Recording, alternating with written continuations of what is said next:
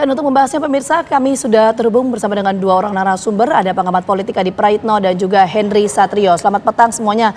Kita menuju ke Mas Adi terlebih dahulu. Mas Adi, Undang-Undang MD3 ini kan menjadi penentu ya untuk nanti mekanisme pemilihan ketua DPR RI. Apakah PDI Perjuangan sebagai pemilik suara terbanyak di parlemen untuk menduduki kursi ketua DPR sudah final sifatnya per sore hari ini menurut Mas Adi? Ya, saya kira memang kalau kita melihat Undang-Undang MD3 yang hari ini tidak ada perubahan apapun, maka ini bisa dipastikan 1000% bahwa pemenang pemilu legislatif 2024 adalah mendapatkan jatah hak politiknya untuk menduduki sebagai ketua DPR. Ini artinya bagi saya secara politik menegaskan satu hubungan yang harmonis ya antara PDIP dengan Prabowo Subianto khususnya. Nah, yang kedua, dalam paket Undang-Undang MD3 itu kan disebutkan 5 paket pimpinan DPR itu adalah mereka pemenang pileg nomor 1, nomor 2, nomor 3, nomor 4, dan nomor 5. Nah, nomor 2 sampai nomor 5 itu posisinya adalah sebagai wakil ketua DPR yang nantinya di mana partai melalui fraksi akan mengusulkan kira-kira siapa nama yang akan disebut ya dan layak untuk mendampingi Puan Maharani sebagai ketua DPR. Jadi ini yang saya kira secara politik menunjukkan betapa di sini ada negosiasi, ada kompromi, dan ada hubungan yang baik ya antara partai pemenang Pilpres dengan partai yang kalah Pilpres. Yang kedua, kalau Undang-Undang MD3 ini diubah, itu artinya PDIP tidak mendapatkan ketua DPR. Komposisi yang ada di DPR, pimpinan-pimpinannya akan berubah secara signifikan.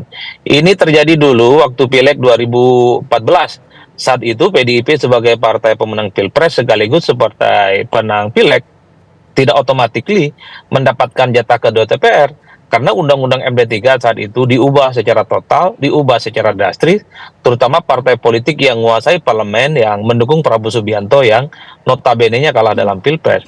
Oleh karena itu per hari ini, karena hari ini adalah pelantikan DPR, tidak ada perubahan tentang MD3, maka ini tinggal menunggu waktu sebenarnya bahwa Puan Maharani sepertinya akan menjadi ketua DPR untuk yang kesekian kalinya karena sepertinya di internal PDIP sudah ada aklamasi kecenderungannya hanyalah Puan the one and only yang didapuk sebagai ketua DPR yang baru. Tinggal kita tunggu kira-kira siapa wakil ketua DPR yang diusulkan oleh 4 partai politik, yaitu Gerindra, yaitu Golkar, yaitu PKB dan Nasdem. Saya kira di situ konteksnya. Secara politik tentu saja.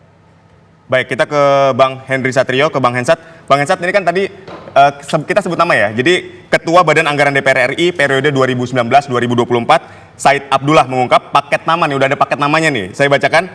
Pertama, Puan Maharani menjadi Ketua DPR RI untuk periode kedua. Kemudian Wakil Ketua DPR RI-nya ada Sufmi Dasko Ahmad, ini dari Partai Gerindra, Adis Kadir dari Partai Golkar, kemudian ada Saan Mustafa dari Partai Nasdem, dan Faisal Rizal dari PKB. Apakah nama-nama ini memang sudah final sifatnya atau nanti masih akan dibahas lagi di rapat paripurna DPR nanti sore ini?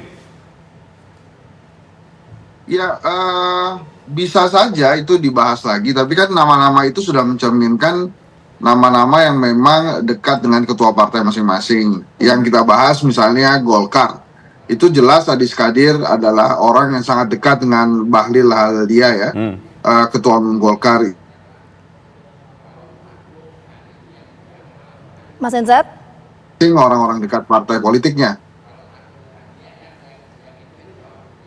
Jadi kalau menurut saya tidak akan banyak berubah tuh spill nama dari Pak Said Abdullah ya terhadap nanti komposisinya. Jadi saya rasa sudah tidak ada kejutan lagi kecuali memang yang bersangkutan tiba-tiba menolak untuk memegang jabatan itu. Tapi kelihatannya sih kalau sudah di-spill biasanya hampir pasti kejadian, Mas Adit. Baik. Oke, Mas Hensat, sebelum kita menuju ke nama Mas Hensat, kenapa kemudian Mas Hensat menyampaikan bahwa ini sudah hampir final?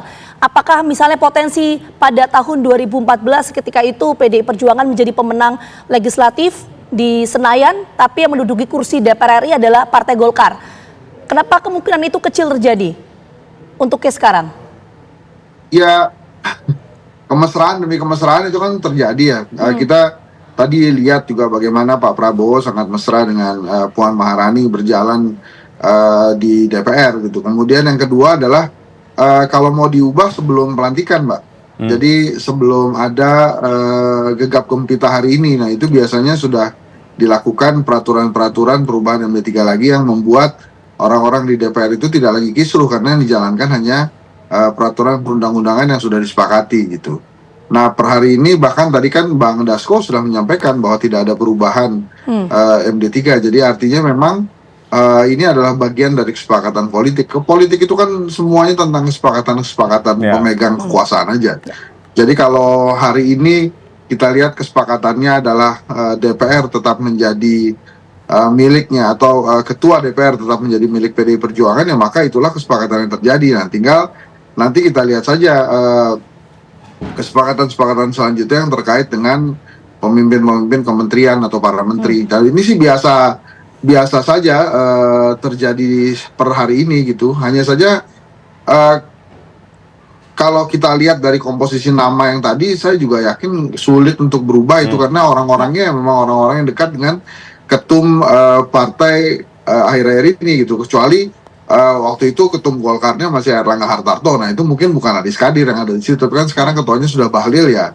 Ya wajar kalau kemudian Adis Kadir yang memimpin atau masuk sebagai kandidat wakil ketua DPR. Baik, jadi kita masih akan mendalami mengenai kesepakatan dan kompromi di pimpinan DPR ini. Usai jeda, tetaplah bersama kami.